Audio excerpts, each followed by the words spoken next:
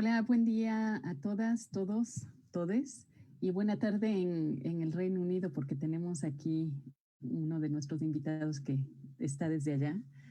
Agradeciéndoles muchísimo por estar aquí con nosotros, siguiéndonos en este seminario y acompañándonos también. Agradecer a todo el personal del equipo técnico de la UNAM que nos está acompañando y que nos ayuda en todo este proceso, y también a nuestros invitados y a nuestra invitada del día de hoy. Quiero presentarme, soy Beatriz Miranda y estaré acompañando a Alberto Lomnitz, a nuestra artista invitada Adiós al Futuro, y a nuestro artista invitado del Reino Unido, Tim Wheeler. Yo tengo cabello hasta los hombros, que es... tengo un hermano que dice que tengo el cabello canegro porque es la mitad canoso y la mitad negro. Y uso lentes con marco azul y estoy con un suéter café. Y estoy en una habitación que en el fondo tiene un closet y se ve parte de un estante con libros. Y pues quiero agradecerles mucho nuevamente y voy a pasar a presentar rápidamente a cada uno de los invitados y a la invitada, y para luego dar paso ya al diálogo que tendremos con ellos. Tenemos primeramente con nosotros al maestro Alberto Lomnitz. Él estudió su licenciatura en la UNAM y posteriormente una maestría en comunicación y teatro en la Universidad de Illinois en Chicago. Su producción artística en teatro es prolífica, centrándose en la dirección de escena, la dramaturgia y la actuación. En 1993, Alberto funda Seña y Verbo Teatro de Sordos, compañía pionera en el campo del arte y la discapacidad en México y Latinoamérica, fungiendo como director artístico de la misma hasta el año 2016, en que es relevado por el actor y director sordo Eduardo Domínguez. Se ha desarrollado ampliamente como docente y como gestor cultural. Ocupó el cargo de director de la Compañía Nacional de Teatro de 1998 al 2000, director artístico en colaboración con Boris Schumann de la Compañía Titular de Teatro de la Universidad Veracruzana de 2005 a 2013 y coordinador nacional de teatro de Limba durante 2017 y 2018. Desde enero del 2019 coordina la creación del Programa de Inclusión Social, Diversidad e Igualdad del Instituto Nacional de Bellas Artes y Literatura, INVAL, programa que busca incidir de manera transversal en las políticas de dicho instituto. Bienvenido, Alberto. Presento enseguida a nuestra invitada, Adiós al Futuro. Ella es una artista intersexual especializada en el diseño de iluminación y visuales para espectáculos escénicos, así como en la investigación y el desarrollo de proyectos conceptuales en diversos medios: fotografía, video, arte, video mapping, instalación, arte relacional y de objetos principalmente. Actualmente dirige su proyecto multimedia más ambicioso, Proyecto Intersexual, en el que aborda distintos aspectos de su experiencia de vida y de la comunidad intersex mexicana. El trabajo multidisciplinario de ella se ha desarrollado a lo largo de 2 décadas y ha sido apoyado por el Fondo Nacional para la Cultura y las Artes de México, la Secretaría de Cultura del Estado de Jalisco, la Secretaría de Cultura de la Ciudad de México, la ONG Justicia Intersex de Argentina y Mama Cash Fund de los Países Bajos. Asimismo, este trabajo tan diverso ha sido presentado en importantes ciudades del mundo como son Ginebra, Turín, Lisboa, Utrecht, Jerusalén, Ramallah, San Francisco, Los Ángeles, Nueva York, Río de Janeiro, Buenos Aires y Ciudad de México, entre otras. Quiero pedir disculpas si estoy yendo muy rápido para las personas que están haciendo la interpretación y la traducción. Y por último tenemos a nuestro invitado del Reino Unido, Tim Wheeler. Tim es un creador de teatro, consultor de artes y conferencista con un interés particular en la práctica socialmente comprometida. Ligado a la Universidad de Worcester, a través del programa integrado de maestría en teatro, enseña también en los programas de posgrado y maestría, así como en la Universidad de Leeds. Tim es especialista en teatro y su vínculo con lo que aquí llamaríamos discapacidad intelectual y en el Reino Unido como Learning Disabilities. También en el campo de la salud mental. Es cofundador y fue director artístico de la galardonada y famosa organización Mind the Gap durante 26 años, creando 18 producciones itinerantes nacionales, 10 obras específicas en sitio y más de 100 programas educativos y formativos. Ha puesto en marcha 4 empresas artísticas, 2 de las cuales aún están operativas. También ha dirigido el desarrollo de un espacio muy amplio de trabajo de artistas diversos. Pues bienvenido, Tim, bienvenida nuestra amiga cercana y colega Adiós al Futuro y también a Alberto.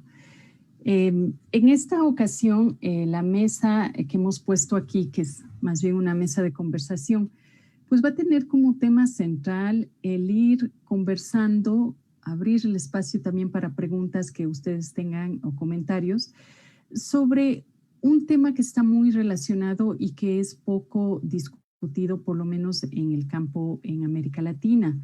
Y es de la conexión entre el proceso histórico que tiene un artista ubicado dentro del área de la discapacidad y el campo histórico que se va creando alrededor, digamos, como movimiento o el campo que se va dando de estos artistas en cuanto a trabajo, digamos, de activismo, de promoción de derechos, de conexión con el campo social en general.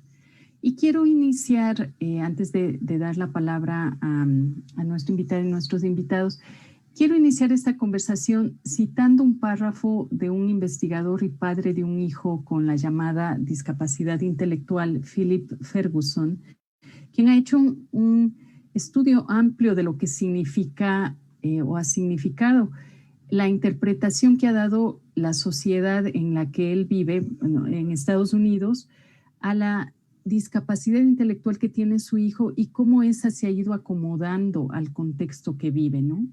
Entonces, él dice recoge un párrafo de uno de sus artículos que me pareció muy interesante.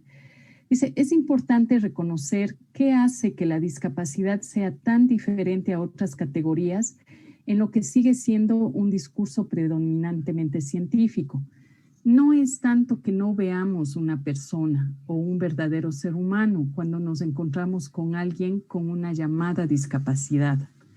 Es sobre todo que no vemos cultura, no vemos sentido en la conducta de estas personas. Es como si existieran palabras, pero no discurso, eventos, pero no historia.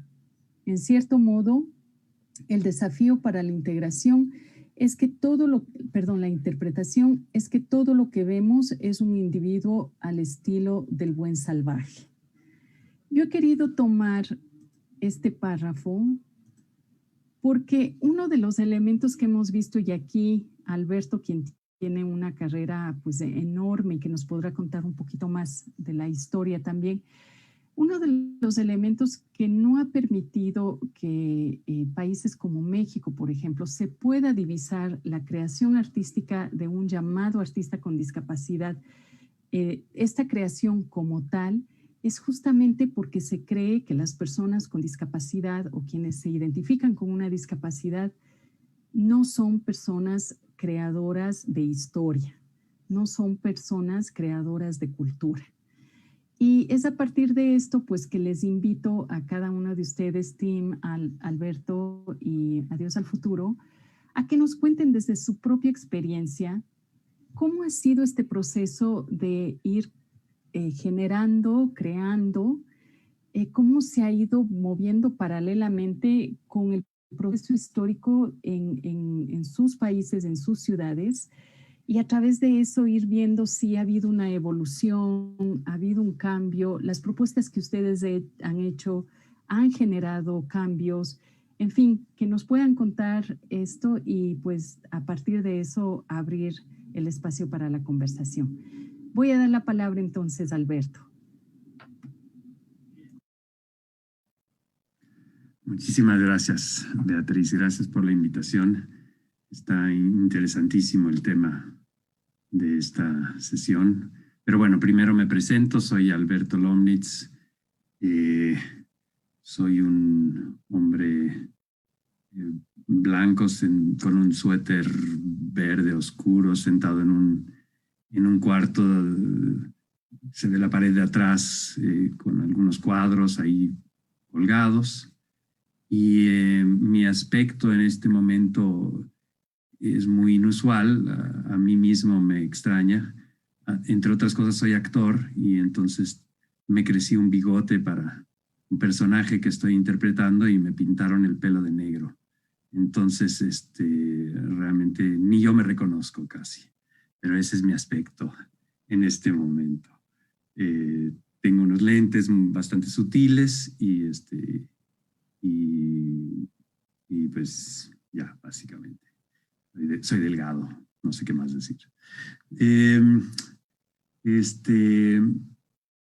Pues les platico un poquitito entrando entonces en materia sobre pues, los orígenes de Seña y Verbo y lo que yo he vivido un poco como testigo de esta historia del arte y la discapacidad en México, y sobre todo en la Ciudad de México. Nosotros empezamos, yo tuve la fortuna enorme de haber sido invitado a actuar, a hacer voces en español con una compañía norteamericana que en su momento fue muy, muy importante, que se llamaba el National Theatre of the Deaf, el Teatro Nacional de los Sordos de Estados Unidos. Y ellos vinieron de gira a México en 1986. Y yo estaba en esa época, era un joven actor y director realmente en formación todavía, o recién iniciando mi carrera profesional, y tuve la gran fortuna de ser elegido por ellos para actuar en escena y hacer las voces al español en una gira que hicieron por México. Y después de eso, ellos me becaron para poder ir a estudiar a su escuela profesional que tenían en Connecticut, Estados Unidos. Y posteriormente a una segunda gira que hicimos en Venezuela. Y con eso básicamente fue mi introducción al mundo de los sordos. Mi primera lengua de señas fue ESL, American Sign Language, por lo mismo, de que finalmente mis primeros conocidos sordos fueron actores sordos del National Theatre of the Deaf, y ellos me introdujeron a la cultura de los sordos de Estados Unidos. En 1992 obtuve una beca de Rockefeller Foundation, Banamex y el FONCA para empezar una compañía de teatro de sordos en México. Y así fue como empezamos la aventura de Seña y Verbo. Lo primero que me llamó la atención era lo distinto realmente que era la situación de los sordos en México a lo que yo había visto en Estados Unidos. Yo había participado con una compañía sobresaliente. En ese momento el National Theatre of the Deaf era la compañía número 1 de giras de los Estados Unidos.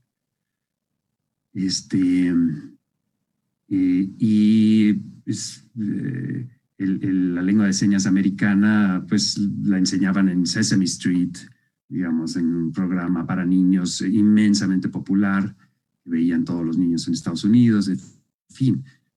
Habían programas de lengua de señas en todas las universidades americanas, era una lengua ampliamente enseñada y reconocida. Al llegar a México me encontré una comunidad con muchas divisiones internas, con un enorme índice de analfabetismo. Básicamente no había educación de calidad para niñas y niños sordos. La enorme mayoría de los sordos no tenían realmente ningún manejo del español, de la lengua oral. Estoy hablando, por supuesto, de los sordos señantes, los sordos de nacimiento, pero la inmensa mayoría era el caso. Incluso contactar a la comunidad de sordos y para buscar los actores y las actrices que formarían parte de la compañía fue un esfuerzo muy grande. Pero logramos hacer una convocatoria amplia finalmente y hacer un proceso de selección importante para poder formar una compañía de teatro. La inmensa mayoría de los sordos con los que estuve en contacto, que audicionaron para entrar a la compañía, pues nunca habían asistido a una obra de teatro profesional. No quisiera decir que no había actividad teatral dentro de la comunidad de sordos, porque sí la había y siempre la ha habido, y sobre todo había una enorme actividad, más bien informal, y una tradición, diría yo, importante, de narrativa en lengua de señas mexicana. Mucho a través de chistes, pero también a través de anécdotas, historias, digamos, en reuniones de sordos, había gente conocida por ser buenos narradores, y esa tradición narrativa de los sordos es realmente un poco la base sobre la cual se sustenta el arte de seña y verbo. Empezamos a trabajar con la compañía, los sordos de la compañía me fueron enseñando a mí lengua de señas mexicana, y junto con un grupo de artistas, todos profesionales de teatro, que se integraron al trabajo desde un inicio,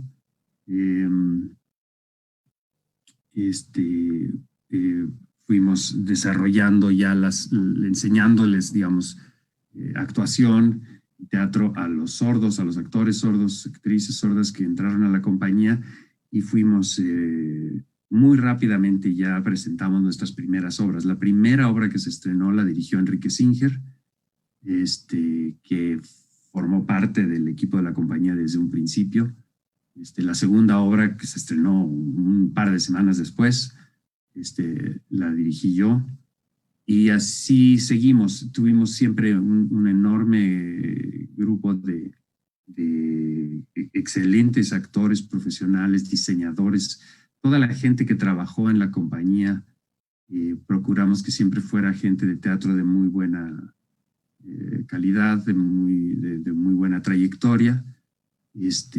Y la compañía arrancó y empezamos a trabajar. Y realmente en ese momento había muy poco interés realmente en el tema de discapacidad a nivel oficial. Éramos una rareza realmente. Y fue un esfuerzo muy grande inicialmente para que se pudiera considerar que lo que hacíamos realmente era de interés artístico. Yo creo que ese fue nuestro primer esfuerzo más grande, que nos tomaran en serio como artistas, que de alguna manera lo que estábamos produciendo era un teatro que valía la pena verse. Y yo decía mucho al principio, me quejaba mucho, que decía que la gente estaba más dispuesta a darme un donativo que a venir a ver la obra de teatro. Es decir, todo el mundo le parecía una gran idea y qué bueno, pero el tipo de comentarios que recibía yo, por ejemplo, era así de: ay, qué maravilla que estás haciendo esto, qué importante labor, ¿no? Y más o menos de santo no me bajaban. Lo cual resultaba muy frustrante. Pero sí, poco a poco, gente de la comunidad teatral empezó a venir a ver de qué se trataba, y creo que ahí fue quizá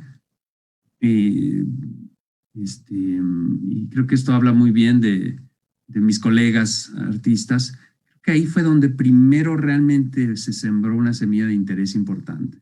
Es decir, siento que quienes primero realmente reaccionaron y dijeron, oye, esto es valioso y están haciendo un trabajo que me interesa mucho, fue en la misma comunidad teatral, sobre todo entre jóvenes, pero no nada más. Y poco a poco nos fuimos posicionando cada vez más dentro del mundo artístico, realmente de México, empezando a recibir apoyos por parte de FONCA, por ejemplo, a ganar convocatorias, a empezar a entrar, conseguir apoyos también de repente de fundaciones internacionales y demás para poder seguir adelante con el trabajo y realmente profesionalizar el trabajo de la compañía en serio. Que para mí ese proceso realmente culmina con mi salida de la compañía hace ya 3 o 4 años, y poderle pasar la batuta de la dirección de la compañía a Eduardo Domínguez. Para mí eso es realmente lo que culmina básicamente ese trabajo inicial de poder fundar y decir, pues sí, hay una compañía sólida que ya se puede sostener sin la figura, digamos, del fundador, que siempre es un tema, más aquí en México, un país de caciques, y realmente sostenerse y además con un liderazgo ya de sordos, completamente. Desde luego los actores sordos de la compañía siempre participaron muy activamente en todas las decisiones de la compañía, pero finalmente estuvieron siempre hasta ahora en un papel de actores de la compañía y recién hasta el final, en los últimos años, ya estrenamos una obra escrita ya por Dos Sordos y por mí, por Eduardo Domínguez, por Roberto de Loera y por mí. Estrenamos, pero eso ya fue de las últimas obras que me tocó a mí dirigir en la compañía, ya un texto escrito por los sordos de la compañía y ya bueno, actualmente la compañía ya bajo la dirección de Eduardo, que es un talentosísimo actor y director, y que está llevando, me parece muy bien, las riendas de la compañía.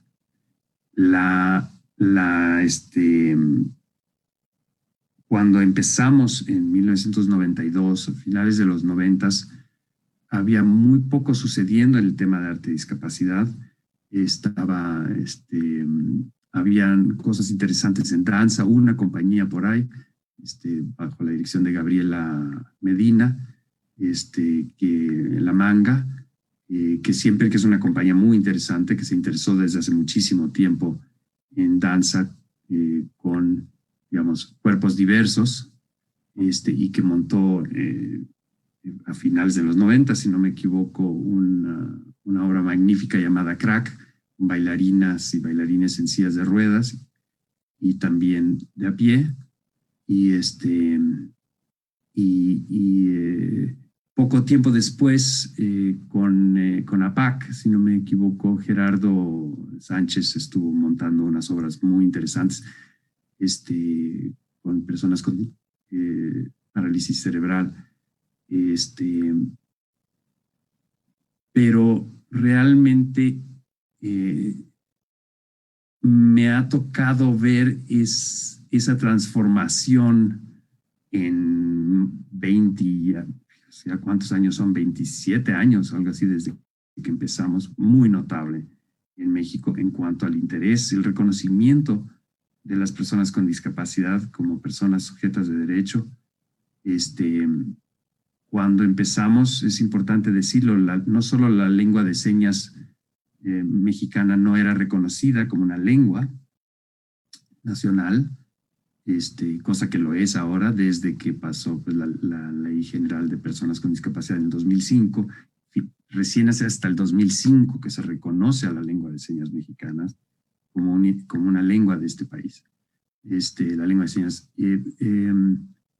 Entonces, cuando empezamos realmente a nivel educativo, y en eso creo que todavía hay un rezago espantoso por parte de la Secretaría de Educación Pública, realmente imperdonable, me parece a mí, que a pesar de la Ley General de Personas con Discapacidad, sigue sin realmente tener una oferta de educación bilingüe importante y suficiente,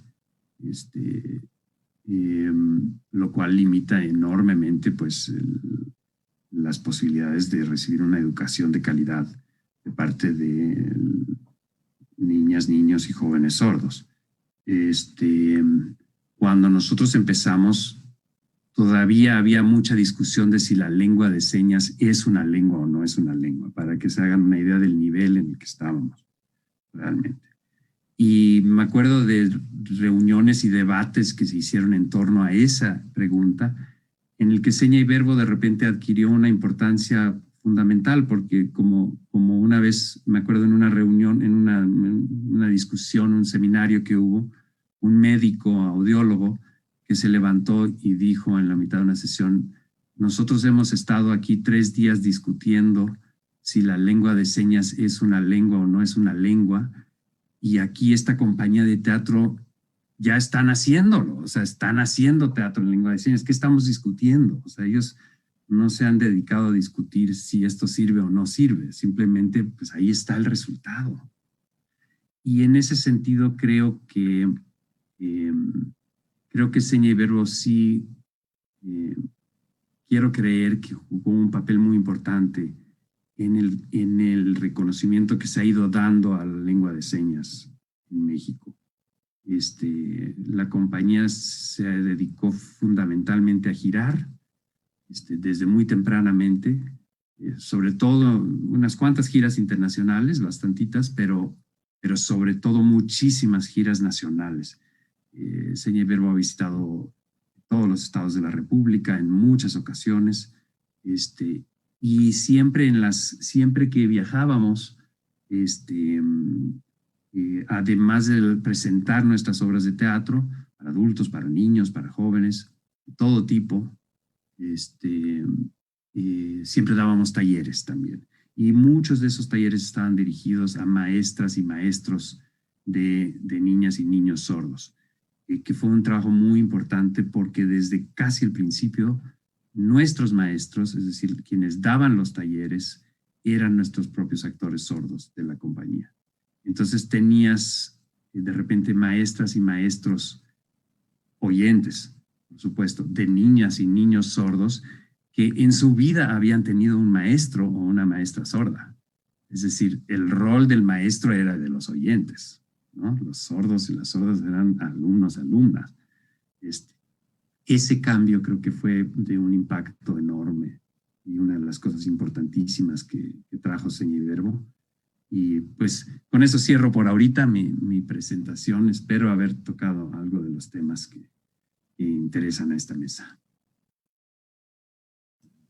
Muchísimas gracias, Alberto. Claro que sí. Ya volveremos con preguntas respecto a lo que nos has contado.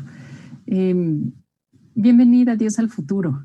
El motivo de la presencia tuya aquí no es solamente porque pues tenemos y estamos muy honrados de es un camino algo recorrido contigo en 17 Instituto de Estudios Críticos, sino también porque a través tuyo se ha dado un diálogo bien interesante sobre esta conexión, más bien la intersección del arte, la discapacidad, pero también el género. Y en este caso, pues tu trabajo como artista, como te identificas, un artista intersexual, y el trabajo escénico, etcétera, también tiene que ver con una decisión tuya de ir buscando ese espacio con la discapacidad, y ya nos contarás también por qué.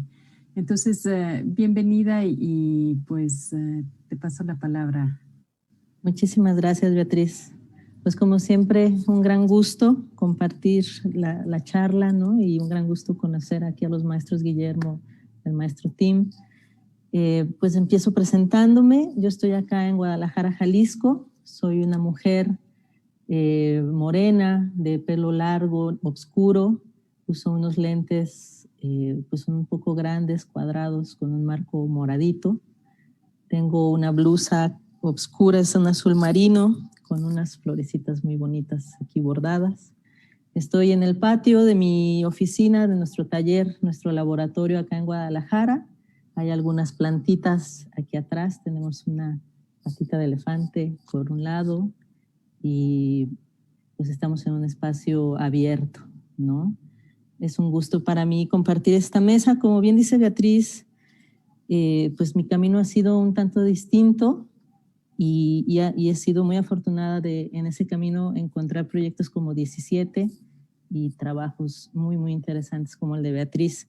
Yo inicié en las artes en general pues muy joven, siempre tuve muy claro mi interés en la creatividad y en el arte, pero es a partir más o menos de los 18 años que me empiezo a involucrar en los proyectos escénicos, principalmente con la música y posteriormente pues a través del cine. Yo inicié trabajando con un escenógrafo y iluminador que es Luis Manuel Aguilar Mosco, que probablemente el maestro Lobnitz lo conozca, y empezamos haciendo diseño de arte para producciones audiovisuales, pero pues es una cosa rara, ¿no? La producción audiovisual, los tiempos pues son dinero, entonces las dinámicas son muy rápidas, son a veces hasta violentas y bueno, ya no volví ahí, pero sí seguí aprendiendo y compartiendo con el Mosco en el teatro. Me ha tocado estar en diferentes áreas, ¿no? Estuve pues muchos años asistiéndole como en la dirección, en la producción. A partir del 2009 entro así súper de lleno en el teatro, gracias a una invitación que me hizo la compañía Luna Morena, que es una compañía de títeres también muy reconocida acá en Guadalajara, que ganaron una beca que antes desafortunadamente ya la desaparecieron, pero una beca entre el FONCA y el Instituto Mexicano del Seguro Social. Los teatros del IMSS anteriormente se daban en comodato a las compañías para pues tener pues un proceso muy completo, ¿no? Pues de habitar los espacios, de producir, de generar pues mucha producción, ¿no? En esas residencias, digamos. Entonces pasé 5 años en el Teatro del IMSS acá en Guadalajara, produciendo, diseñando visuales, diseñando iluminación, en la taquilla, en todas las áreas nos ha tocado estar. Y pues así es que he ido conociendo a un montón de artistas, ¿no? Yo empecé a tener contacto con artistas ciegos principalmente. Ya hace casi 20 años que conozco, por ejemplo, a Mari Camarena, que es una cantante invidente que me da mucho gusto ver que ahora se está involucrando con los discreantes. Y en lo personal tengo familiares que tienen discapacidades llamadas intelectuales, ¿no? Y siempre fue un tema cercano, pero nunca lo vi como con pues una mirada más crítica, ¿no? Simplemente son personas, cuerpos que existían y ya, ¿no?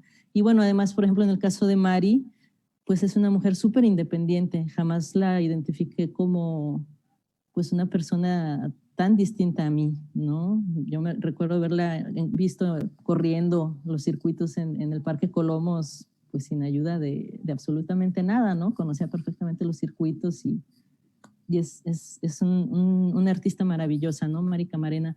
Pero ella, por ejemplo, jamás se identificaba como discapacitada y yo jamás la pensé de ese modo, ¿no?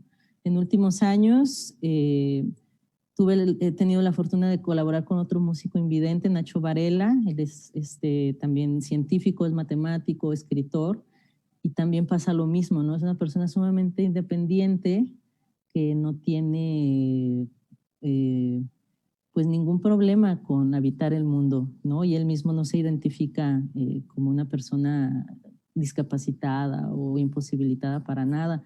Entonces realmente para mí ha sido como un proceso muy, muy lento, ¿no? A nivel, por un lado personal, para yo, por ejemplo, asumirme como una persona intersex, ¿no? Y por otro lado, para entender además toda la relación que tenemos con la comunidad disca, le tengo mucho cariño y con la que he compartido muchísimo. Este asunto de relacionar la intersexualidad con el género, fíjate que a mí me hace mucho ruido, porque finalmente pues nuestras identidades, nuestras preferencias como personas intersexuales no están definidas por nuestra corporalidad, como la de nadie, ¿no? Las personas que nacen con características típicas, personas endosex, pues tienen las identidades y las preferencias y las expresiones que cada quien desea y va formando. Y lo mismo pasa con las personas intersex, ¿no? Entonces, a mí me genera mucho problema que siempre nos quieran meter en esa cajita, ¿no? Creo que es un tema mucho más amplio, mucho más complejo. Y bueno, hago un pequeño paréntesis para explicar un poquito el concepto de intersexualidad, que posiblemente sea muy desconocido. La intersexualidad se refiere a todo un espectro de posibilidades corporales referentes a las características sexuales, ¿no? Entonces quiere decir que somos personas que nacemos, a veces, no todas, hay muchísimas corporalidades intersex, con cromosomas que no encajan con esta idea que tenemos de lo femenino y masculino. Es un mito eso de que solo existe XX y XY, ¿no? En realidad hay mucho más diversidad cromosómica.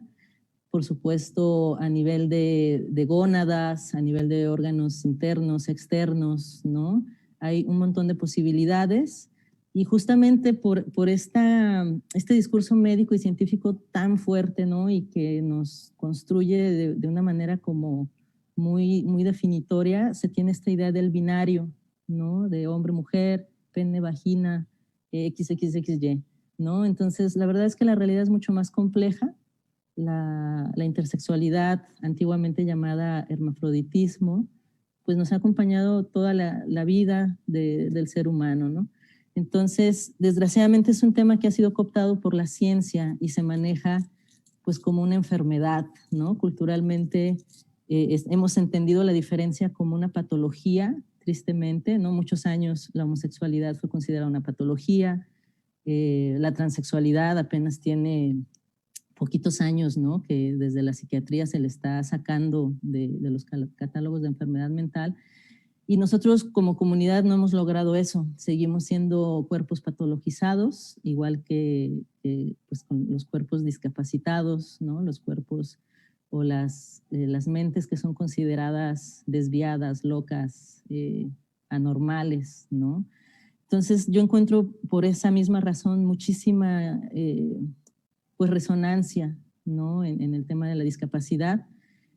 Tengo apenas 5 años que a nivel personal asumo mi historia y me nombro intersexual justamente en un esfuerzo por pues poner el tema sobre la mesa, y afortunadamente todo este camino en la escena y todos estos proyectos y todos estos artistas maravillosos con los que he podido compartir el trabajo, pues me han ido dando muchas herramientas, ¿no? Para ahora el trabajo personal que estoy realizando, que es un trabajo que sí es muy desde el cuerpo y es muy performativo, pero que no lo he llevado a la escena. Hasta el momento trabajo más bien en medios, distintos medios como el video, la fotografía. Hace unos años publiqué un libro que es como un collage de un poco mi historia personal y como la historia del tema inter. Es una pieza muy visual que publicamos justo ahí con 17. Y justo hablando con Benjamín, y bueno, a partir de varias experiencias que empecé a tener justo gracias al activismo, que empecé a conocer activistas maravillosos de la discapacidad, pues me di cuenta, ¿no?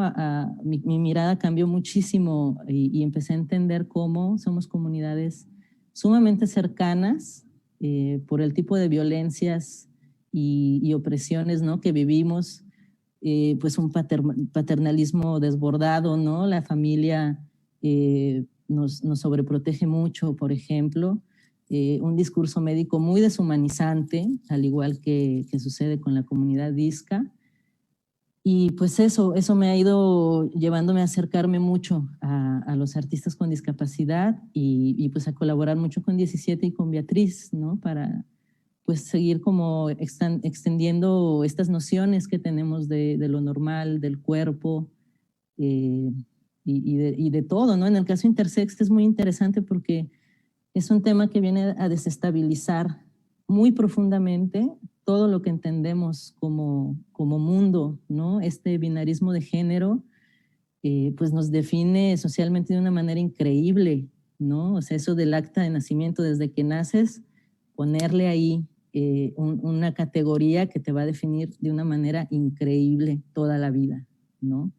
Entonces, pues eso, he estado en los últimos 5 años pensando mucho, pues cómo llevar el trabajo artístico que llevo hacia algo que tenga más repercusión en lo social. También me cuestiono mucho desde mi quehacer como artista, qué tanto sentido tiene hacer esto que íbamos haciendo, ¿no? Digo, Guadalajara, Jalisco es un contexto muy distinto a la Ciudad de México. Si todavía falta mucho camino allá, aquí falta aún más, ¿no? Es pues una ciudad muy grande, con grandes artistas, pero también una ciudad profundamente homofóbica, católica, conservadora, muy recalcitrante, ¿no? Entonces, es un caldito ahí de cultivo muy interesante lo que pasa aquí en Jalisco, ¿no? De referencias, por ejemplo, en el teatro, con el tema de discapacidad, no conozco, más allá del trabajo que viene haciendo Sofía Olmos desde hace ya también varios años. Nosotros como compañía, en colaboración con estas personas ciegas con las que hemos trabajado, hemos explorado cosas como más de la percepción, ¿no? Meter a los espectadores a otro tipo de dinámicas, pero realmente no hay pues ni grupos ni propuestas serias, digo, salvo la de Sofi, ¿no? Ha habido algunos intentos de festivales, pues sí, en el papel se han hecho algunas modificaciones, pero falta mucho pues para verlo en la realidad. Ver público discapacitado es rarísimo en los teatros, ¿no? Porque por un lado ni son accesibles ni consideran pues las necesidades de estas poblaciones, ¿no? En la vida me han tocado 2 funciones que tienen traductores, por ejemplo, de lenguaje de señas, ¿no? Después de 20 años de también girar mucho y trabajar con muchas compañías en muchos lugares. Realmente es muy lamentable, como mencionaba el maestro Alberto, ¿no? La situación en México, estamos muy, muy atrasados. Y bueno, en el tema intersex estamos, pues ahora sí que en pañales. En general, el movimiento intersex a nivel internacional surge apenas a partir de los años 90, porque ha sido muy difícil encontrarnos, ¿no? Por un lado, el discurso médico nos dice que somos casos rarísimos y que guardemos el secreto además, ¿no? Porque tratándose de un asunto relacionado al sexo, ¿no? En este país y en el mundo sigue siendo un tabú, ¿no? Entonces no le digas a nadie, incluso a nosotros mismos, ¿no? Nuestros padres les recomiendan no decirnos. Entonces es muy difícil para nosotros pues saber esa historia, ¿no? Y es muy complejo todavía más hacer público esta situación, ¿no? En México hay una comunidad pues grande de personas intersex y bueno, hay muchísimas personas que no saben siquiera que son intersexuales, ¿no? Porque también hay situaciones de todo este espectro que no son visibles, digamos, físicamente, ¿no? Es difícil que las personas se identifiquen como tal, porque además esto de lo intersex es más bien una palabra que sí en su momento fue un diagnóstico médico, ahora ya no. O sea, a mí yo jamás en mi expediente vi la palabra intersexual. Llegué a ella pues gracias a la internet, ¿no? Apenas hace pues algunos, no tantos años, digamos. Entonces, el camino pues todavía es muy largo. En México prácticamente habemos 4 proyectos que desde distintos frentes estamos buscando visibilizar el tema y prácticamente somos 2 personas las que estamos pues como poniéndole el cuerpo, ¿no? Desde la comunidad para presentar esto. Entonces, pues sí es una situación muy particular la de la intersexualidad, pero hay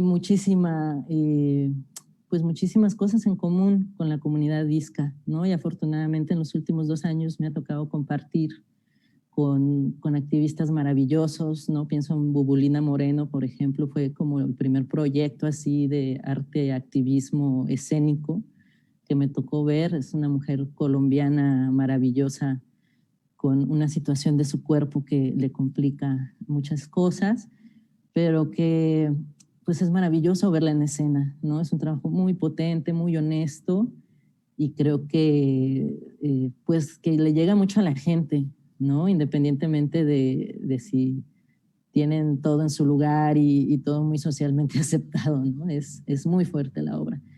Y bueno, pues yo también creo que voy cerrando por aquí, pero de ahí es un poquito como el camino del que vengo y bueno, ahora mi interés se centra muchísimo pues en producir, no solo del tema intersex, estamos también haciendo un esfuerzo desde nuestra asociación, que es el Laboratorio de Narrativas Divergentes, de linkear todos esos saberes que tenemos como artistas, como gente que le interesa lo social, que le interesa pues incidir un poquito más, ¿no? En no solo producir, que es algo que a mí ahorita ya me genera mucho conflicto, ¿no? O sea, producir obras y para que vayan a verlos pues, los mismos gente de teatro, nuestras familias, y luego ya no sabes qué hacer con la producción, no hay dónde guardarla, y bueno, ahorita con la pandemia ya ni siquiera hay dónde presentar nada.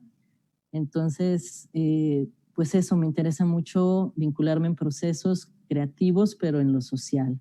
Estamos trabajando con comunidades de calle, estamos trabajando con comunidades de pepenadores, estamos tratando de, pues de como hacer ahí redes, ¿no? No nomás con artistas, sino también con ONGs, activistas, y tratar de, pues de fortalecernos y de hacer un trabajo que tenga pues más impacto, un impacto real en las comunidades de las que estamos hablando, ¿no? Pues muchísimas gracias por escucharme y pues qué emoción seguir platicando con ustedes. Gracias. Muchísimas gracias. Solo hacerles de acuerdo que en la plataforma de la máquina de escribir está el material que tiene producido Mónica. Entonces, invitarles a que lo revisen y también material que nos ha enviado Alberto para conocer un poquito más de este trabajo que han estado haciendo. Quiero darle ahora la palabra a Tim. Tim, bienvenido y te escuchamos.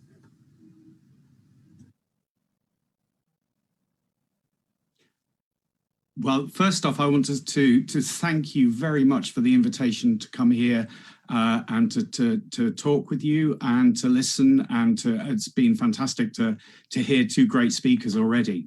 And it's really been given me lots of food for thought. As así como dijo Beatriz, soy Tim Wheeler, soy director de teatro y trabajo también como profesor en la universidad y a veces también como consultor de organizaciones interesadas en desarrollar artes y discapacidad. Para empezar me voy a describir. Alberto dijo que era un hombre blanco, entonces yo tengo que decir que soy aún más blanco que Alberto. Creo que en la pantalla me veo rosita, no sé por qué, pero... Y mi apellido también en inglés es Wheeler. Soy un hombre de 50 y tantos, no me queda mucho cabello, parezco un huevo. Y así, por eso mi seña es un golpe en la cabecita, como partir un huevito. Estoy sentado en mi oficina en Yorkshire, en Inglaterra. Llevo puesto una chaqueta azul, una camisa de marinero, blanco con azul, y tengo un pin de un tigre hecho por un artista con discapacidad de aprendizaje. Entonces, nací el año del tigre y el tigre es mi símbolo, si quieres, mi criatura, mi nahual. Y detrás de mí hay un gran número de libros sobre teatro, porque es el tema que más me interesa. Llevo muchos años interesado en el tema y cuando me invitaron a hablar, me dijeron que había que hablar de la historia de nuestro trabajo. Bueno, mi trabajo tiene ya muchos años, me lleva de hecho a la escuela. Yo no era muy buen estudiante, batallaba con la escuela y de hecho a los 14 años me empezaron a dar medicamentos porque me iba muy mal en la escuela, de verdad. Hoy hay muchos niños que toman medicamentos en la escuela, pero yo era pionero de esto.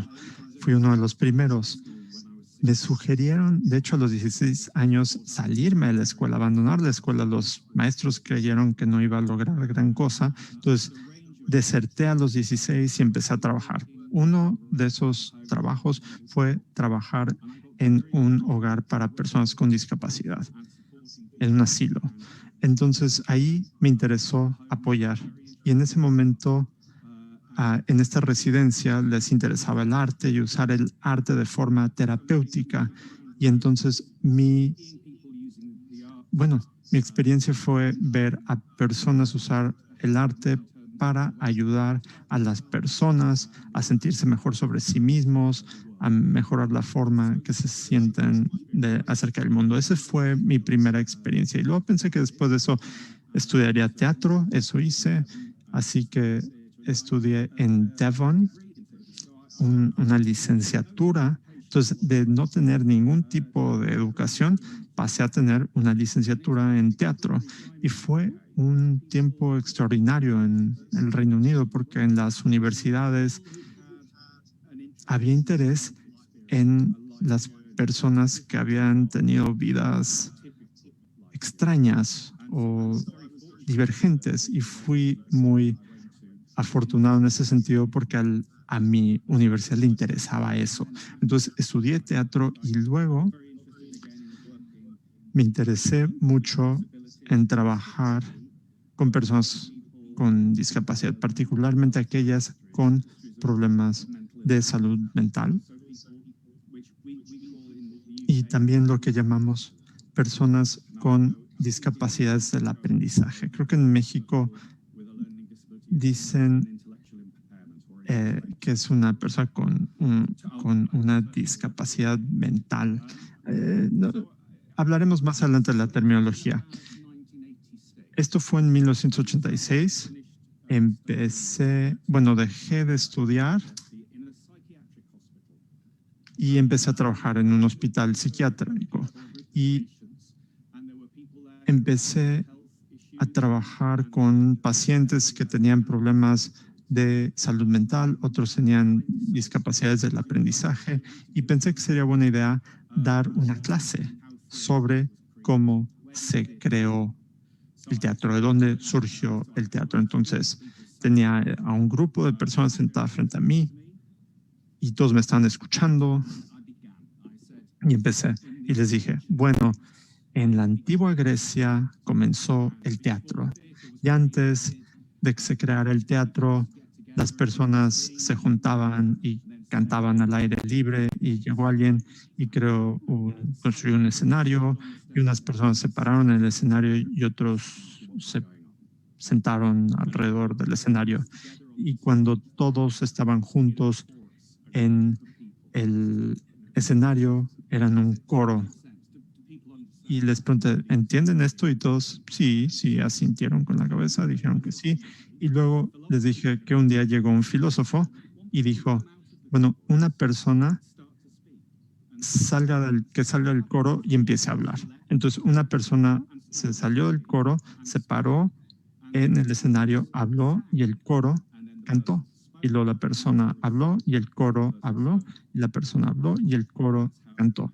Y fue así que pasó. Y ese filósofo había creado el monólogo.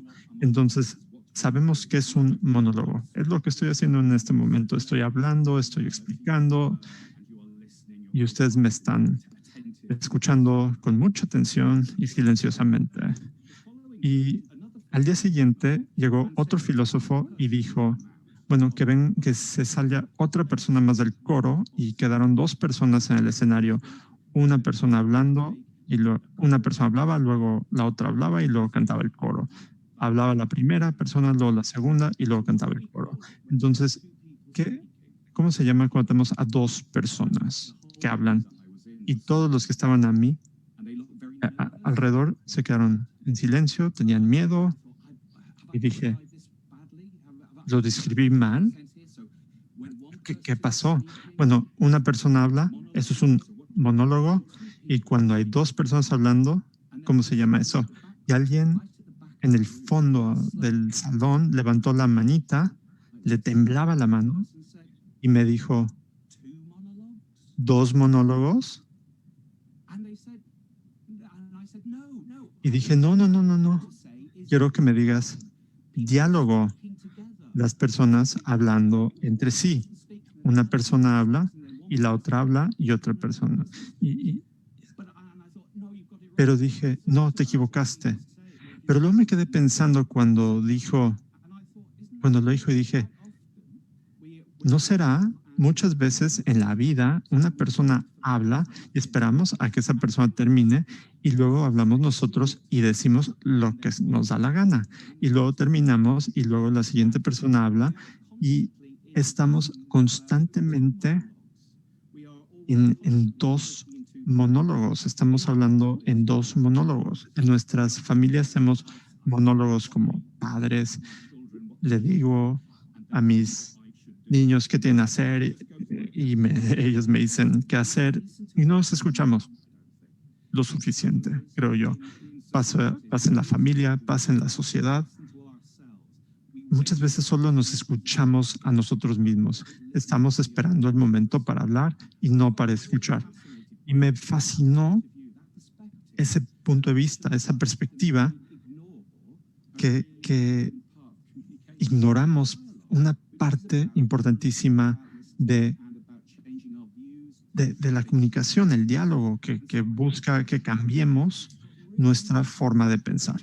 Y fue interesante para mí pensar qué podemos hacer para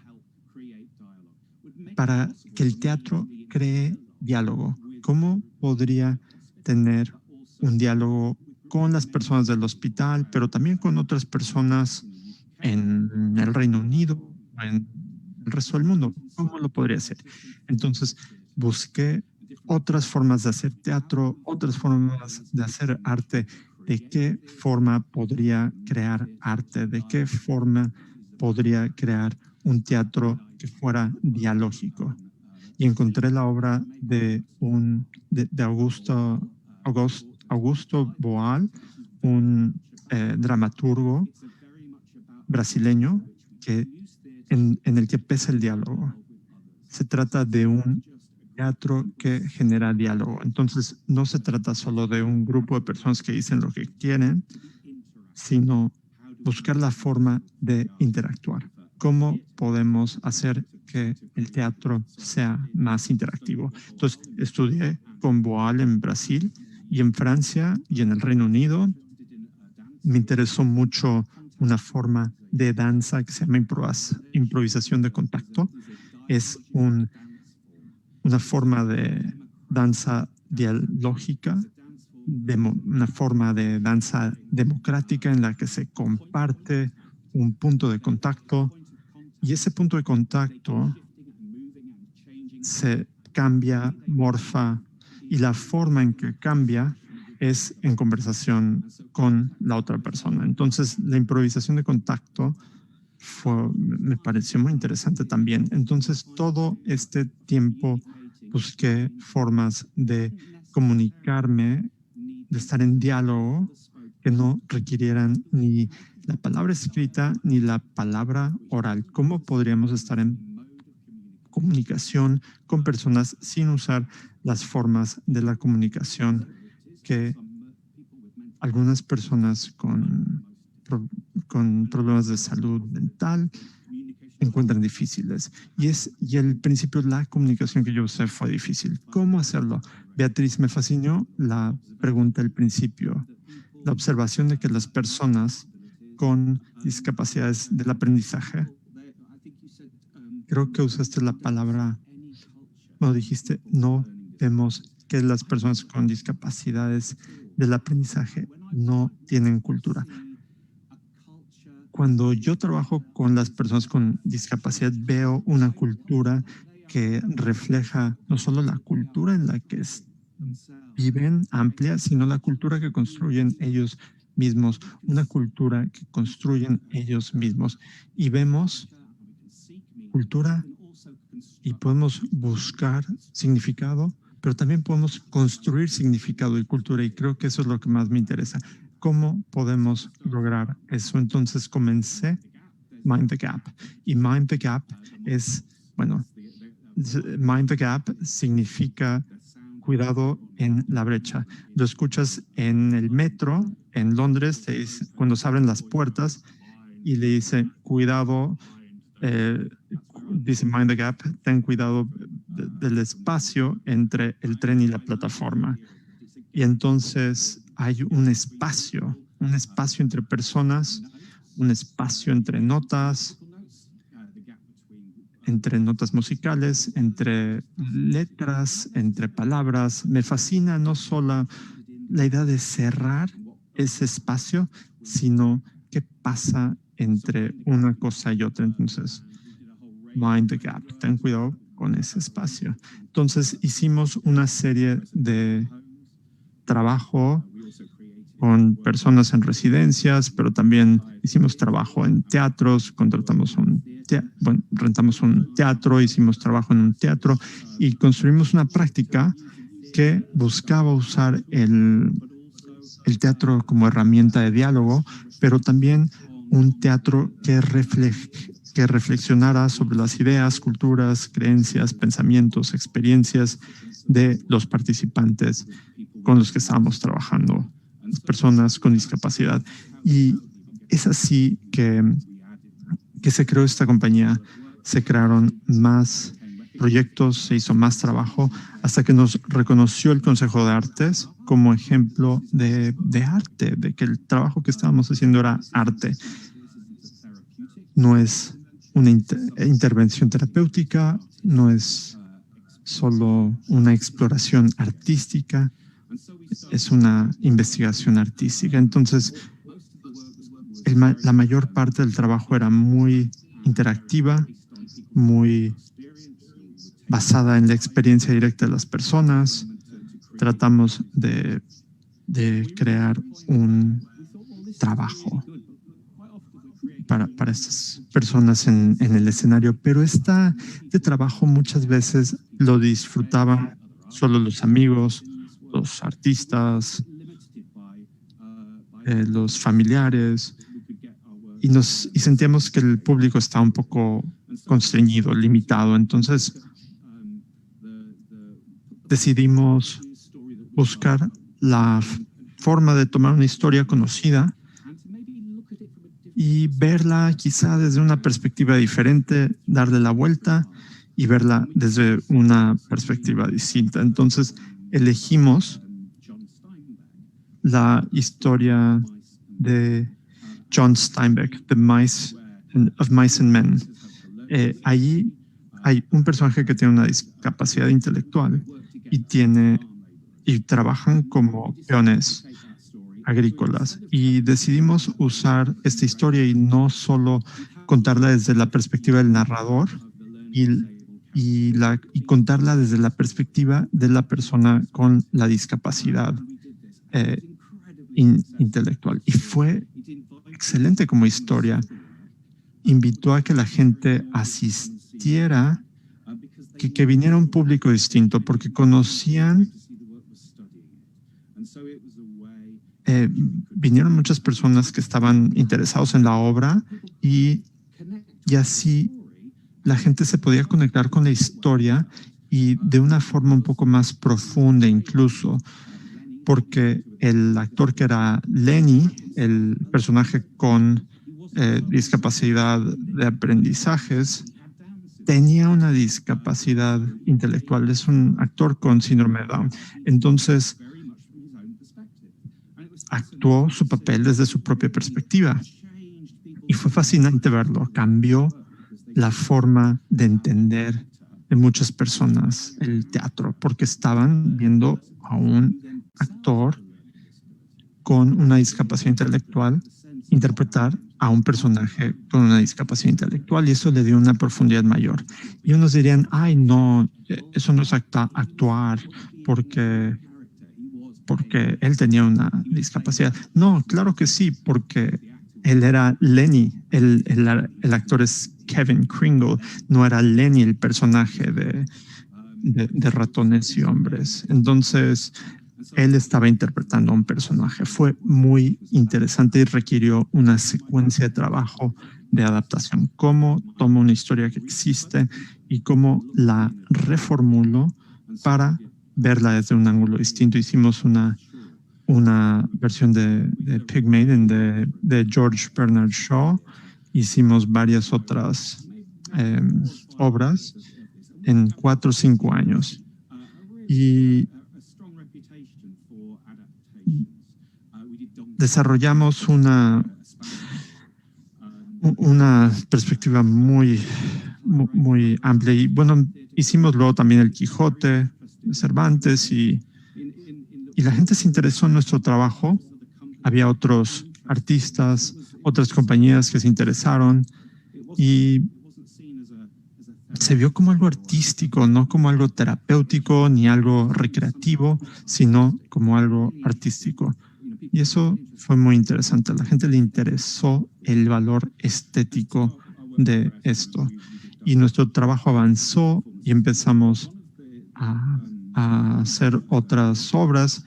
Y una de las relaciones clave fue con un artista, James Cromwell, que tiene un síndrome, el síndrome de William. Y eso significa que tiene timbre perfecto de voz y puede crear la música más compleja que te imaginas. Y pudimos crear obras a lo largo de varios años con Chess, que le encantaba tocar instrumentos, pero tomar también cualquier objeto y convertirlo en un instrumento. Entonces, él también tenía una obsesión con aquello que tuviera que ver con la milicia. Y en 2012, para las Olimpiadas de Londres de 2012, hicimos algo que se llamó Irresistible, una sinfonía que usaba estas sirenas antiaéreas. Tomamos 20 sirenas antiaéreas y las colocamos alrededor del National Theatre de Londres y creamos una sinfonía de estas alarmas antiaéreas que se activan manualmente. Era un ruido espantoso, pero con el tiempo creó una melodía. Jess fue capaz de conducir esta orquesta de estas espantosas sirenas, y también tomó un contenedor, un contenedor de barco, y lo convirtió le puso cuerdas y lo convirtió en una especie de violonchelo, y pudo sonarlo como un instrumento, y la gente se metía y podía escuchar la música adentro. Entonces había público adentro y afuera del contenedor, y fue maravilloso. Y esta idea salió del diálogo con Jessa, conmigo y con otros artistas. Entonces, ¿cómo podíamos crear arte nuevo, distinto? Y creo que de eso va la cultura, y creo que de eso va nuestro trabajo. Somos, por supuesto, susceptibles a la cultura que nos rodea, pero también somos hacedores de sentido. Somos cultura, somos teatro. No es algo que sea separado a nosotros, es parte de nosotros. Entonces, podemos muchas veces tomar de otros, pero crear lo propio. Y esa temática creo que es clave para lo que hago. Entonces, sí, ¿cómo tomo un monólogo y lo convierto en un diálogo? ¿Cómo cambio mi punto de vista para trabajar con alguien más? ¿Y cómo podemos permitirle a ellos también construir un diálogo? Esa sería mi contribución. Muchas gracias. Y gracias también por tu entusiasmo y la forma en que lo cuentas. De verdad, se ve que amas el teatro. Miren, quiero pasar ya a las preguntas. Hay preguntas muy interesantes y hay una que yo la estaba esperando, y te agradezco muchísimo, Carmina, por estarnos siguiendo. Y es que Carmina nos ha permitido lanzar una discusión que yo creo que es la importante ahora y la que hay que seguir promoviendo. Este seminario ha puesto sobre la mesa la discusión sobre el concepto de inclusión, sobre todo cuando hablamos de arte. Y hemos estado usando la palabra del seminario mismo, interpelando al concepto de inclusión. Y yo creo que lo que ustedes tres acaban de hacer es el mejor ejemplo que pudiéramos usar para mostrar que de verdad lo que hace el arte no es incluir, lo que hace el arte es interpelar lo que está pasando. Entonces, pienso un poco, les voy a pasar a leer la pregunta de Carmina y les conecto en breves segundos así sobre lo que estoy pensando, cómo hace relación con lo que comentaste, Alberto, con lo que dijiste, Adiós al futuro, y también con lo que dijo Tim. Entonces, la pregunta de Carmina, que además es una artista, Tim, sobre todo, es una artista muy conocida aquí y una colega muy querida. Dice Carmina, ¿por qué para ustedes es tan necesario agruparles y ponerlos bajo etiqueta, ¿no? Cuando mencionamos artistas con discapacidad? Y vi que por ahí mencionaba Carmina que a veces no, por ejemplo, mujeres, artistas como Mónica Mayer, que en algún momento dicen, no, ya no es necesario hacerlo, ¿no? Ese es mi añadido a la pregunta de Carmina. Y quiero usar esta primera pregunta para lanzarles a ustedes. Alberto, cuando tú narras la formación de seña y verbo, yo lo que oigo y lo que he leído del artículo que nos mandaste, tú nunca estabas persiguiendo inclusión, tú estabas persiguiendo la formación de un grupo artístico profesional, tal como lo dijiste, que rompiera con esta idea de que no era posible para los sordos hacer teatro, ¿no? Y me encantó cuando mencionaste que esta parte de la narrativa, o sea, eso es lo que hace seña y verbo, ¿no? Convertir eso en una herramienta que mueve el trabajo artístico ahí. Y entonces pelearon mucho ustedes para que precisamente no sea visto como un grupo de teatro de arteterapia. Pelearon para que ese grupo, y eso lo hizo, o sea, seña y verbo ha logrado irrumpir, y es hermoso oír a Eduardo, por ejemplo, decir, nosotros no hacemos inclusión, nosotros hacemos teatro, ¿no? Nosotros somos artistas. Y eso te lo dejo, Alberto. La otra es para Adiós al futuro. Cuando tú mencionas Adiós al futuro, esta cosa de identificarte como artista intersexual, que además va dialogando con artistas ciegos. Acabas de mencionar que tienes un trabajo con la compañía Cabaret Capricho de Circo y Teatro Físico, y la última producción incluía a un actor ciego, siendo esta la primera incursión en el teatro, y él es músico y escritor. En todo tu discurso ha habido, de lo que yo veo, o sea, nunca hubo la idea, ni hay la idea, yo creo, tuya, por ejemplo, desde el campo artístico, de perseguir inclusión. Tú estás haciendo otras cosas que tienen que ver más bien con irrumpir, con romper con lo que se está haciendo, y esos diálogos que estás haciendo con la discapacidad incluyen eso, ¿no? Entonces, te dejo con esa partecita para... Y Tim,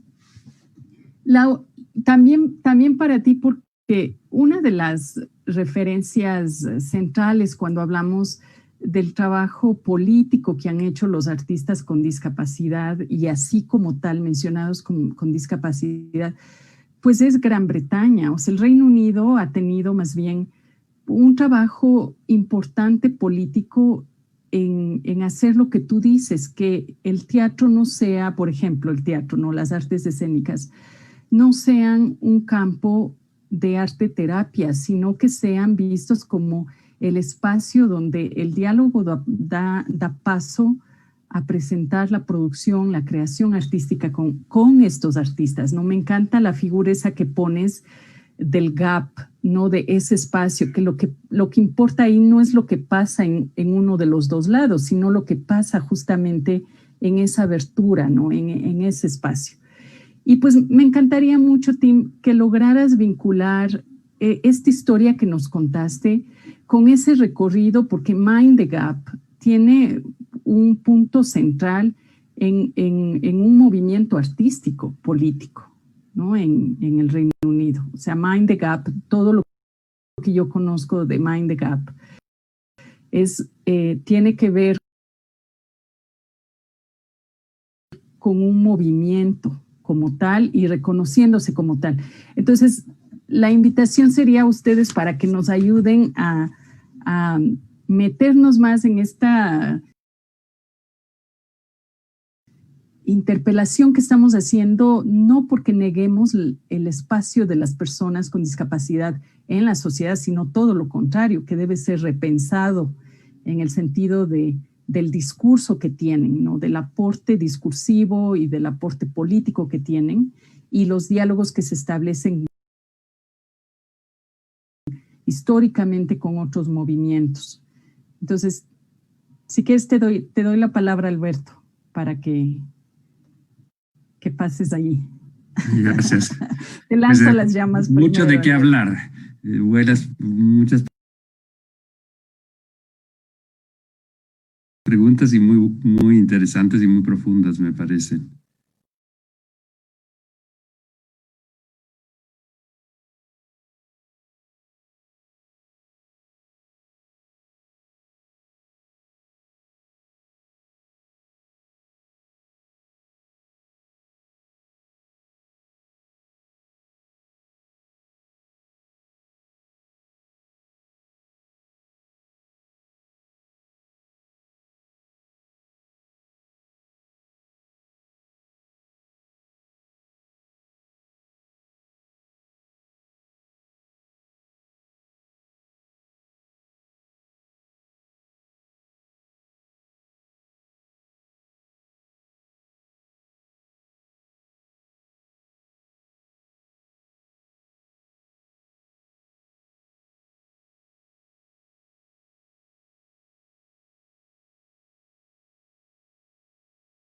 Muy profundas, me parecen.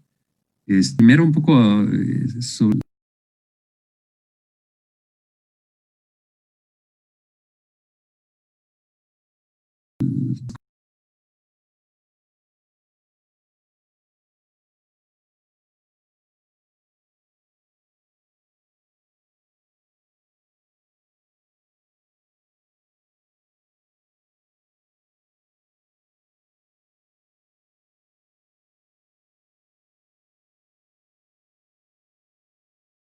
un poco sobre primero un poco sobre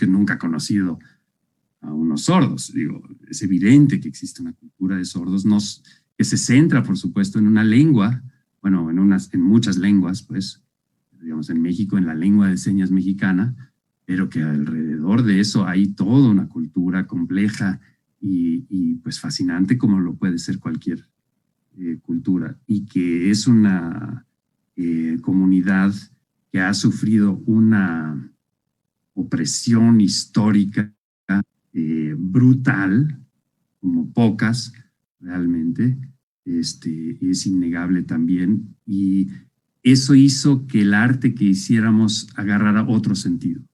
De repente, al entender que no solo era arte por el arte mismo, digamos, sino que realmente estábamos haciendo un arte de un impacto social y que tenía un sentido político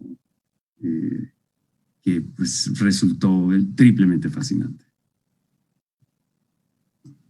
Muchas gracias, Alberto. Yo creo que ese sentido político es el que debería existir hasta ahora, ¿no? Porque sigues viendo una violencia impresionante contra personas con discapacidad intelectual, por ejemplo, o personas en este campo de la discapacidad psicosocial. O sea, sigue habiendo ese tipo de opresión, de violencia, etcétera, ¿no? Entonces, ¿cómo es? Sí, que me pareció fascinante lo que mencionaba Dios al futuro, ¿no? De esa liga tan clara que ella encuentra entre la intersexualidad y la discapacidad. Exacto. En eso, ¿no? En cuerpos activamente oprimidos, ¿no? A mí me fascinó un libro ¿cómo se llama? Ahorita no me acuerdo del autor, pero que se llama The Mask of Benevolence, este autor que ha escrito mucho sobre sordera, un autor norteamericano. Un libro increíble que se llama La Máscara de la Benevolencia. Cuando lo leí, para mí hace muchísimos años, cuando estaba empezando, realmente fue un libro que me impactó tanto porque, por ejemplo, decía, la sociedad que piensa que ha sido tan benévola, ¿no?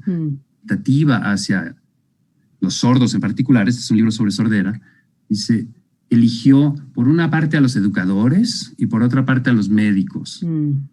Dos profesiones, ¿no? Encargadas de atender, ¿no? De una manera benévola, digamos, a estas pobres personas, ¿no? Lo pongo obviamente entrecomillado, ¿no? El pobres, a estos seres que requieren de nuestra ayuda, ¿no? Y entonces vamos a ayudarlos a través de educadores y a través de médicos. Y tanto educadores como médicos son generalmente las profesiones más odiadas por los sordos. O sea, los sordos en general, cuando tú hablas con sordos, o sea, típicamente en la comunidad de sordos, ¿no? Los maestros, con las escuelas a las que fueron, odiaron a los maestros y odiaron las escuelas y odian a los audiólogos y a los médicos. Es muy típico en la comunidad de sordos. Entonces, lo que le dice es que no es verdad, no es una sociedad benévola, es una sociedad opresora. Y ahí está la prueba, ¿no? Cuando las personas que se supone que están, es como que, no sé, le digan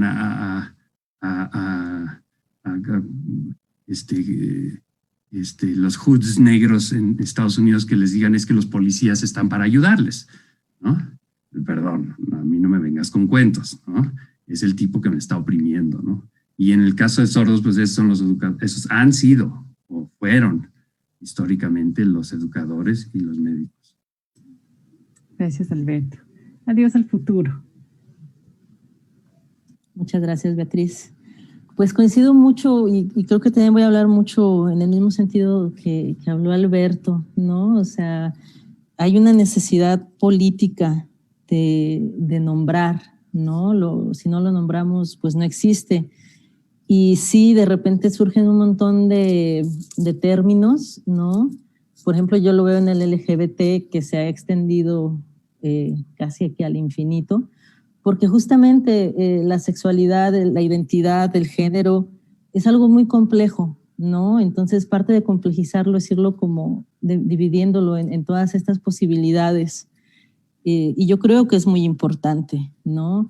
Si no existe visibilidad o muchas veces representación en el tema de discapacidad, pues en el tema intersex estamos todavía más en la oscuridad, ¿no? Y la poca representación que existe, pues es patética, ¿no? Justo Eva Alcántara, la doctora Alcántara y la maestra Mara Toledo están haciendo un texto muy interesante sobre eso, ¿no?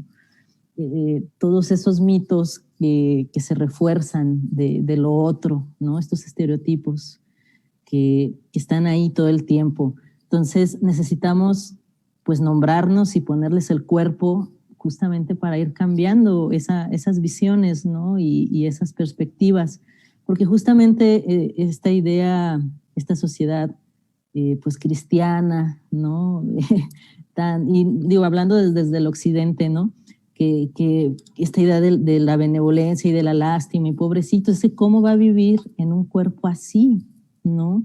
Cómo va a disfrutar su sexualidad, ¿no? Porque además entendemos la sexualidad pues como una cosa monógama, heteronormada, muy machista, ¿no? Entonces es una visión del mundo tan pequeña que muchos quedamos fuera y es terriblemente violento, ¿no? Como bien decía Alberto. Y justo hay un dispositivo médico y social que se alimentan ahí mutuamente, pues que genera una visión muy limitada del mundo y sumamente violenta, ¿no? En la comunidad intersex. Hay un artista que ahorita no recuerdo también su nombre, europeo, que tiene un dibujo maravilloso que nos encanta en la comunidad de una niña lanzándole una bomba molotov a un hospital, ¿no? Y es así como la fantasía de todos los que hemos transitado por la medicina, ¿no? Que afortunadamente, gracias a toda la desigualdad que hay en este país y en el sur global, pues mucha gente no tiene acceso a los hospitales y como evidentemente el tema intersex no es un problema de salud real, ¿no? Es más bien una urgencia social de querer cambiar un cuerpo que no encaja con una narrativa pues muy profunda, ¿no? de la sociedad. Entonces, pues es violentísimo, ¿no? Estamos hablando de esterilizaciones forzadas, estamos hablando de mutilación genital, ¿no? Que es muy interesante ver, por ejemplo, esta idea de la mutilación femenina, ¿no? Que es tan aberrante y que el occidente se queja tanto y dice, no, es que esos países bárbaros, ¿no? En África, en las tribus, en Colombia, no sé qué, que mutilan a las niñas.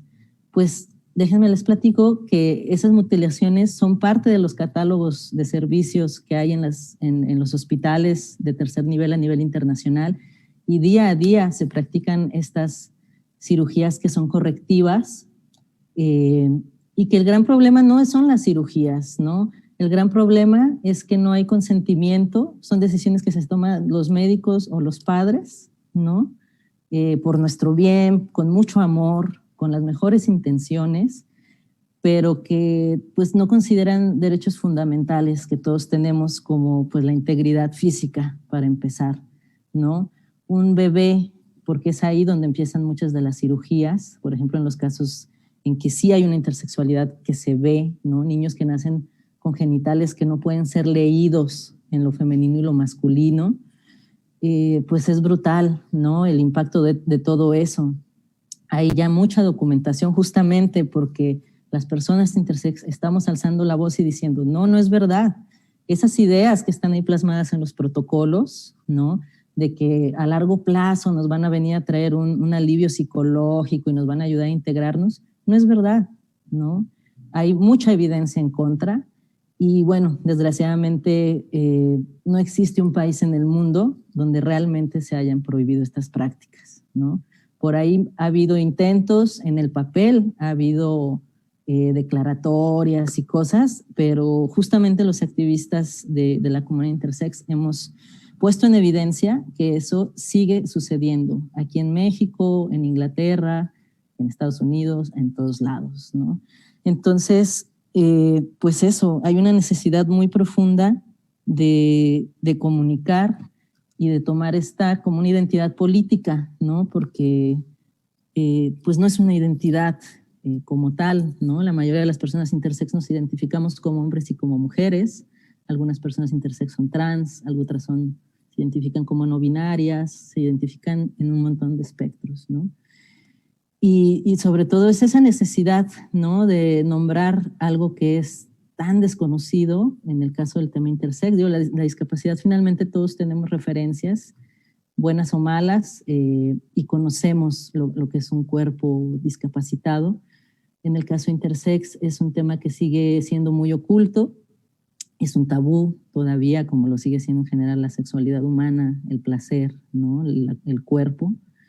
Entonces, pues yo trabajo desde ahí, ¿no?, desde esa necesidad política de nombrarlo y compartir a través del arte, pues todo ese pensamiento crítico que por un lado producimos y también pues unas nuevas formas de representar eso que nunca ha sido representado, al menos no de una forma comprometida, ¿no?, en el mundo, ¿no?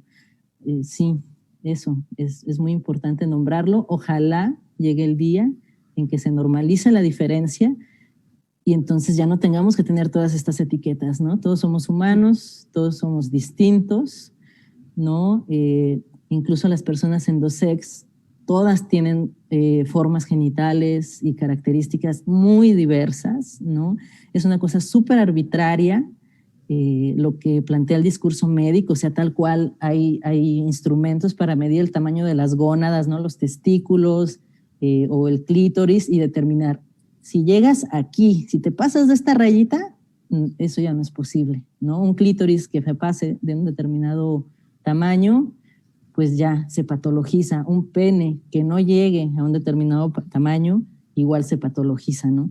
Y la idea, pues, es brutal, ¿no? Hay niños, por ejemplo, hay una condición que se llama hipospadias, que a mí me parece así de las cosas más aberrantes y brutales, que son personas que no pueden orinar por la punta del pene. Su meato urinario está en alguna otra locación, puede estar en la base, un poco a un lado, etcétera, ¿no? Son personas pues que no tienen ningún problema más que esa condición particular. Y el discurso médico que todavía sigue muy, muy vigente, ¿no? Y que más que un discurso médico tiene que ver con un discurso social, de lo que entendemos como masculino y femenino, hay una tendencia a recomendar, a reasignar a esos niños como niñas, porque es impensable que un hombre no pueda orinar parado, ¿no? Entonces, todavía en estos años tenemos casos desde el activismo, ¿no?, donde médicos recomiendan. Imagínate, o sea, estamos hablando de mutilar, de cosas absolutamente irreversibles. Además, estamos hablando de niños pequeños, ¿no? Y es una visión tremendamente podrida del mundo, ¿no? Si no aceptas eso y no quieres reasignar a tu hijo, pues la opción es hacerle un montón de cirugías para llevar la uretra, alargarla hasta ese punto donde se considera la normalidad, ¿no? Entonces me parece un ejemplo muy claro de la brutalidad de esas buenas intenciones, ¿no?, y de esa concepción que tenemos social de lo bueno, lo malo, lo normal, lo anormal, lo patológico y lo sano, digamos, ¿no? Entonces, sí, hay una necesidad grandísima de nombrar y de nombrarnos, ¿no? Desde una intención política, ¿no? A mí no me interesa hacer un club y somos intersex, o sea, no, sí, es un tema que tiene que ver con lo político. Muchas gracias. Muchas gracias, adiós al futuro. Y voy a darle la palabra a Tim, y lastimosamente con Tim vamos a tener que cerrar, y las preguntas que nos han llegado para ustedes tres, les voy a hacer llegar por correo para que por favor nos devuelvan las respuestas y nosotros hacemos llegar a las y los participantes que nos la dieron. Muchas gracias. Tim.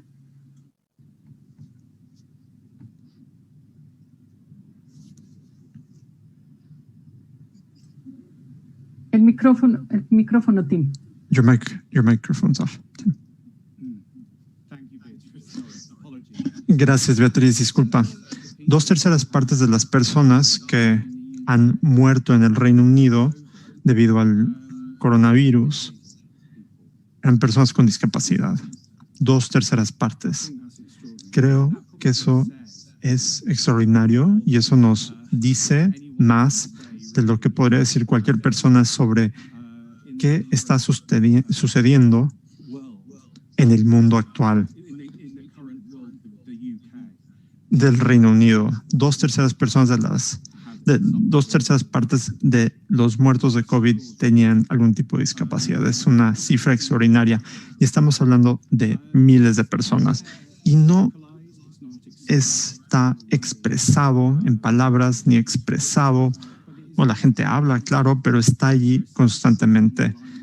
Hay algo subyacente en nuestra cultura que ve esto como algo que es aceptable, que así son las cosas, 2/3 partes de la gente. Entonces sí, es algo político, es fundamental y las palabras son políticas, las palabras traicionan la política. Tenemos la palabra discapacidad.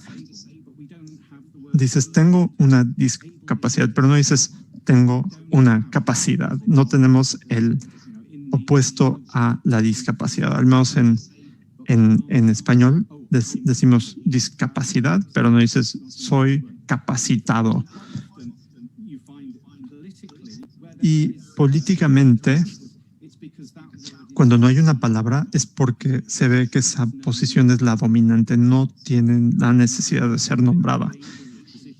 La posibilidad del capacitado no necesita una palabra, es el nosotros, es el colectivo, y ese nosotros es la persona no discapacitada o sin discapacidad. Estoy haciendo un estudio para el British Council de momento, hablando con colegas en Indonesia, y ellos están estudiando el idioma y usan la palabra disabled, diferente y abled, capacidad diferente.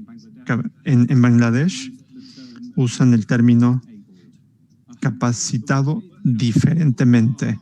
O sea, hay personas, hay ansiedad en cuanto a las palabras y traicionan esas palabras la política, te muestran lo que la gente piensa. Las palabras son política. Y es interesante también en Serbia no tienen la palabra para trabajador social. En Serbia le llaman el defectólogo, una persona que estudia defectos, el defectólogo. Y nuevamente me parece esto muy interesante porque es político y el desarrollo de Mind the Gap es paralelo al desarrollo de un movimiento político llamado la Red de Acción Directa, la Red Direct Action Network, y el movimiento de derechos para personas con discapacidad. Y había un lema en ese entonces, nada para nosotros sin nosotros. Entonces, cuando hablamos de discapacidad, las personas con discapacidad tienen que estar incluidas en la conversación, tienen que ser parte de este diálogo. No podemos tener monólogos en ese sentido. Si Alberto habló de personas sordas o con discapacidad, en el Reino Unido los sordos se ven como una minoría lingüística, se ven como poseedores de una cultura, y sí hay una cultura de ser sordo que es distinta a la cultura de la discapacidad. Son temas emocionantes, creo, muy emotivos, y podemos hablar sobre esto, podemos tener diálogo entre culturas, y creo que de eso se trata, no nos tendría que producir mucha ansiedad. El otro término que me gusta, bueno, tienen Star Trek, en México Star Trek, no sé si sea muy común, decían ir a donde ningún hombre ha ido antes. Ellos lo cambiaron el movimiento de personas con discapacidad y decía ir a los lugares a donde todos han ido antes. Todos ya estuvieron allí, es hora que las personas con discapacidad puedan ir también a esos sitios. Ese es un mensaje muy fuerte, nos encanta el humor, nos encantan los eslóganes, nos encanta el arte y creo que con frecuencia los artistas, nuestro trabajo es que la revolución sea irresistible, atractiva. ¿Cómo podemos lograr esto? Entonces yo añadiría eso. ¿Y qué más? Los dos monólogos que han sucedido en el Reino Unido han tenido que ver con el modelo social de discapacidad y el médico. Creo que el modelo médico es muy, muy violento, lo ha sido, pero si me rompo la pierna, yo sí quisiera que un doctor lo atendiera, no tener un taller de dramaturgo, que hicieran teatro sobre mi pierna rota, quisiera que lo atendiera un médico.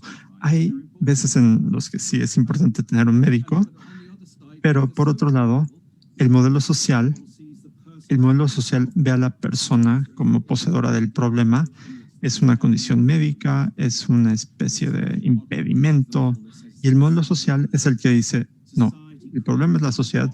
La sociedad crea estas barreras, bloques, obstáculos que tenemos que superar. Y estoy completamente de acuerdo, es una idea muy poderosa y muy brillante, y ya ha tenido un efecto profundo en el movimiento de arte y discapacidad. Pero en lo que refiere a cambiar ese monólogo, que era principalmente médico en su terminología, bueno, el modelo social lo conceptualizó distinto, pero estamos en un punto en el que vamos a tener dos monólogos. Tenemos el social y el médico, y tenemos que pensar cómo construimos un puente entre ambos. Y ahí es donde me interesa a mí preguntarme, ¿cómo puedo hacer que el arte sea ese puente? ¿Cómo puedo usar el arte para generar un diálogo? Porque son posiciones importantes, pero también hay otras voces, otras cosas que tienen que incorporarse y que tiene que darle más sutilezas, coherencia y argumentos más claros. Porque no es solo lo médico, lo social, es lo estético, es el valor estético del trabajo que estamos haciendo. Entonces, tú me dices que que hablo con mucha pasión de esto. Sí, porque llevo mucho tiempo encerrado en mi casa, no puedo reunirme con gente, sentado con otras personas. El teatro lo veo por Zoom. Quiero estar en un cuarto con otras personas, y esa es parte del arte. Es parte del teatro. El público importa tanto como los actores. Todos somos teatro cuando estamos en un teatro. Y quiero volver a eso. Dejar de lado los monólogos. Dialoguemos. Sigamos hablando. Encontremos formas de hacerlo. Bueno, el Zoom está muy bien. He viajado por todo el mundo y lo puedo hacer en un día. Hablo con Indonesia, Corea del Sur, Bangladesh, Ruanda. Salto de país en país y tengo estas conversaciones brillantes. Entonces sí tiene cierto beneficio el espacio Zoom, pero eso sería todo. Creo que tenemos que hacer el trabajo político. Si no estamos de acuerdo con la política, tenemos que desarrollar algo mejor. Y creo que sí somos capaces de hacerlo. Muy buena forma de cerrar. Les quiero agradecer mucho. Me da muchísima pena porque, pues, como siempre, estos espacios, como dices, Tim, son muy reducidos y pues este diálogo continúa. Les agradezco tanto. Tenemos la plataforma del seminario donde las y los participantes que ahorita nos han mandado preguntas recibirán sus respuestas, y yo les haré llegar a Alberto, a Dios, a Futuro y a Tim las preguntas respectivas. Y pues nada más que decirles muchas gracias por este diálogo tan rico, y ojalá pues podamos continuar en este año. Se nos quedan tantas preguntas para ustedes nuevamente, y a ver qué hacemos con esto para una segunda parte, ¿no? Entonces, gracias, Alberto. Adiós al futuro. Muchas gracias. Y Tim, muchísimas gracias. Y cuídense mucho y pues seguimos con las próximas mesas que vendrán.